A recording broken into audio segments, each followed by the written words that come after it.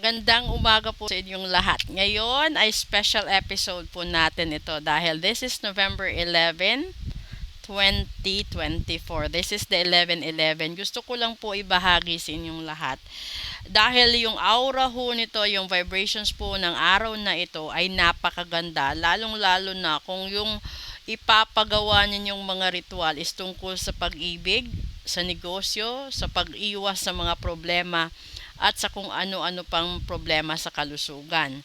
Ngayon, kung meron naman din kayong gustong ihiling sa universe na mga simpleng hiling, huwag niyong masyadong damihan dahil kung 11/11 is the beginning, tawag nito, mag-wish lang kayo ng isa, no? I-comment nyo dito sa video na ito, isang specific wish lang po at isasama ko po kayo sa prayers ko later tonight, this 11/11. And then you can also share and invite your friends to post a comment sa video na ito kung ano po ang wish ninyo. Dapat isang wish lang po, isang comment sa isang tao. Kasi hindi ho tayo po pwedeng maghingi ng marami dahil 11/11 po ito. At ito lang po yung maitutulong ko sa lahat-lahat. So you can invite your friends to follow, like, and share, and then they can comment dito. Ganon din doon sa ibang social media platforms ko po. Basta ito lang yung ma-offer ko sa lahat-lahat, lalong-lalo na ho sumusuporta sa akin.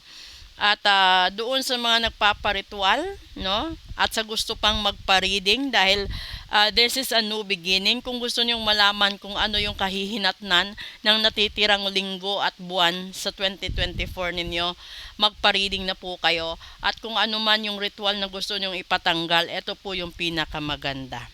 Lalong-lalo na sa mga taong hindi po makamove on. So, magandang umaga po sa inyong lahat. This is Phoenix Heart inviting everyone to share this video to your friends and to other people na gustong mag-comment dito, isang specific na wish lang po. Halimbawa, kung gusto nyo ng pera, sabihin nyo kung magkano. Kung gusto nyo gumaling sa sakit, sabihin nyo kung anong sakit. Kung gusto nyo namang matagpuan ang mga taong nawawala or mga gamit na nawawala, you have to be specific. Okay? Please do follow, like, and share, comment, and then yun na lang po. Kung sino yung nasa comment section, yun po ang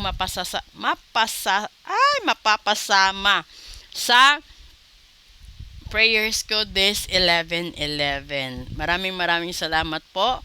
At naway lahat tayo magkaroon ng magandang kalusugan simula sa mga oras na ito. Dahil lahat ng tao kailangang magtrabaho, kailangang magsumikap para sa mga mahal nila sa buhay. Magandang umaga.